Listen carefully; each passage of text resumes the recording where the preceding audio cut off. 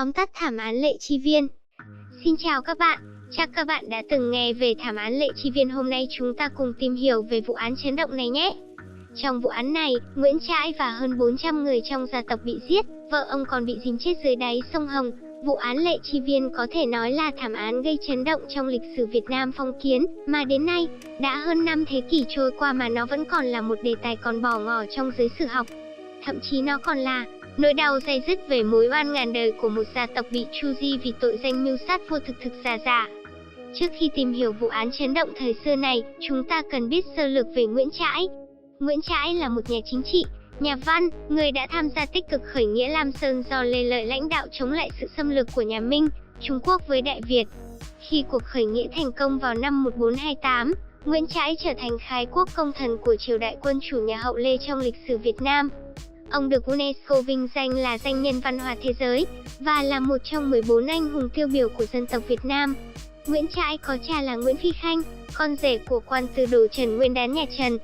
Khi nhà Trần bị Hồ Quý Ly lật đổ lập nên nhà Hồ, Nguyễn Trãi tham gia dự thi đỗ Thái học sinh năm 1400. Nguyễn Trãi làm quan dưới triều Hồ với chức ngự sử đài chính trưởng. Khi nhà Minh xâm lược, cha ông là Nguyễn Phi Khanh bị bắt giải về Trung Quốc. Sau khi nước Đại Ngu rơi vào sự cai trị của nhà Minh, Nguyễn Trãi tham gia vào cuộc khởi nghĩa Lam Sơn do Lê Lợi lãnh đạo chống lại sự thống trị của nhà Minh. Ông trở thành mưu sĩ của nghĩa quân Lam Sơn, đề ra chiến lược cũng như soạn thảo các văn thư ngoại giao với quân Minh. Ông tiếp tục phục vụ dưới triều đại vua Lê Thái Tổ và Lê Thái Tông với chức vụ nhập nội hành khiển và thừa chỉ. Đầu năm 1428, quét sạch quân thù, ông hăm hở bắt tay vào thực hiện hoài bão xây dựng đất nước Thái Bình thịnh trị, vua hòa dân mục, thì bỗng dưng bị chặn lại, ông bị nghi oan và bị bắt giam. Sau đó, ông được tha nhưng không được tin dùng nữa. 10 năm 1429 đến 1439 Nguyễn Trãi chỉ được giao chức nhàn quan, không có thực quyền. Ông buồn, xin về Côn Sơn nay thuộc Chí Linh, Hải Dương. Mấy tháng sau, Lê Thái Tông lại với ông ra làm việc nước. Ông đang hăng hái giúp vua thì xảy ra thảm họa lớn nhất trong lịch sử Việt Nam. Bọn triều thần bấy lâu nay muốn hãm hại Nguyễn Trãi, nhân cơ hội này liền vu cho ông cùng Nguyễn Thị Lộ mưu giết vua, khiến ông phải nhận án tru di tam tộc bị giết cả ba họ. Nỗi oan tày trời ấy, hơn 20 năm sau, 1464, vua Lê Thánh Tông xuống chiếu ân xá cho ông và ca ngợi ông bằng câu thơ nổi tiếng: ức trai tâm thượng quang khuê tảo, lòng ức trai tỏa dạng văn chương. Nguyễn Trãi là một nhà văn hóa lớn, có đóng góp to lớn vào sự phát triển của văn học và tư tưởng Việt Nam. Ông nằm trong danh sách 14 anh hùng dân tộc Việt Nam.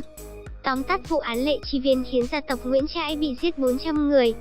Vụ án Lệ Chi Viên hay còn gọi vụ án Vườn Vải là một vụ án oan nổi tiếng thời Lê Sơ. Qua vụ án này, đại công thần Nguyễn Trãi và vợ là lễ nghi học sĩ Nguyễn Thị Lộ đã bị triều đình Lê Sơ kết tội giết vua Lê Thái Tông. Bản án cho tội lỗi tày trời này chém đầu đến ba họ nhà Nguyễn Trãi. Riêng vợ ông, bà Nguyễn Thị Lộ lại bị nhốt vào giọ, dìm chết ở sông Hồng. Lật lại vụ án, có rất nhiều sử liệu chép lại rằng, tháng 7 âm lịch, vua Lê Thái Tông tuần hành phía đông, duyệt quân ở thành Chí Linh, Hải Dương. Sau đó, vua được đại công thần Nguyễn Trãi mời đến chơi chùa núi Côn Sơn, nơi ở của Nguyễn Trãi. Tại đây, Lê Thái Tông thấy Nguyễn Thị Lộ, vợ lẽ của Nguyễn Trãi, có tài văn hay chữ tốt, lại hiền thục dịu dàng dù đã bước sang tuổi tứ tuần, nên phong bà làm lễ nghi học sĩ với trách nhiệm chuyên dạy dỗ các cung nữ trong cung. Sau đó, vua Lê Thái Tông quay về kinh thành, mang theo cả Nguyễn Thị Lộ. Về đến Lệ Chi Viên, thuộc huyện Gia Định, nay thuộc thôn Đại Lai, xã Đại Lai, huyện Gia Bình, tỉnh Bắc Ninh, vua và đoàn tùy tùng nghỉ qua đêm tại đây. Đêm đó, vua Lê Thái Tông được cho là phát chứng sốt rét, Nguyễn Thị Lộ vào hầu suốt đêm, nhưng không qua khỏi, nhà vua mất. Trăm quan giấu kín việc này, lặng lẽ rước ngự giá về kinh đô, ngày 6 tháng 8 âm lịch về tới mới phát tang. Ngay lập tức, đưa thái tử Bang Cơ khi đó mới 2 tuổi lên núi ngôi, tức là Lê Nhân Tông. Rồi quy cho Nguyễn Thị Lộ tội giết vua, bắt dìm chết ở sông Hồng. Thậm chí, triều đình còn cho bắt và giết Nguyễn Trãi, tru di tam tộc, tổng cộng xấp xỉ 400 người đã bỏ tài danh chỉ vì mưu đồ của một phi tần. Trong sách Đại Việt Sử Ký Toàn Thư và Khâm Định Việt Sử Thông Giám Cương Mục viết, vua Lê Thái Tông chết là do phát bệnh. Đây là một vụ án đầy oan khuất cho vợ chồng Nguyễn Trãi, Nguyễn Thị Lộ và 400 người trong họ tộc của ông. Nhưng trái lại, sách Lịch Triều Hiến Chương Loại Trí lại cho rằng chính tay Nguyễn Thị Lộ đã đầu độc giết vua. Vậy đâu mới là sự thật? Câu trả lời cho câu hỏi này đến tận ngày nay vẫn là vấn đề còn bỏ ngỏ trong giới sử học Việt Nam, và cũng đã từng gây ra không ít tranh cãi. Dù cho sau vụ án đó vài thập kỷ, thậm chí Lê Nhân Tông con trai vua Lê Thái Tông đã lên tiếng đính chính cho rằng Nguyễn Trãi bị oan, sau khi đọc sách Dư Địa Chí do Đại Công Thần này viết và đã có hành động ban chiếu minh oan. Nhưng sách cũng hoàn toàn không đề cập gì tới Nguyễn Thị Lộ. Vậy liệu có phải vị vua này đã ngấm ngầm đồng ý với việc chính Nguyễn Thị Lộ đã giết chết tiên đế hay không?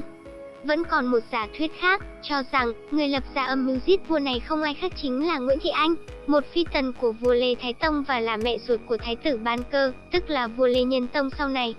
Bởi lẽ, sử liệu cho rằng vợ chồng Nguyễn Trãi hay bảo vệ bà Lê Thị Ngọc Giao, một phi tần khác của Lê Thái Tông, cũng như đứa con trong bụng Ngọc Giao, người mà bà Nguyễn Thị Anh lo ngại sẽ đe dọa đến ngôi vị của con trai mình. Trong lúc đó, lời đồn đại về danh tính thật sự của Thái tử Bang Cơ ngày càng nhiều.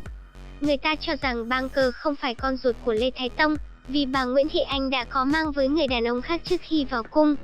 Thế là, nhân lúc Bang Cơ vẫn còn tại vị thái tử, bà Nguyễn Thị Anh liền lập mưu giết vua, cùng với đó là giết luôn cả vợ chồng Nguyễn Trãi, như một mũi tên trúng hai con nhạn.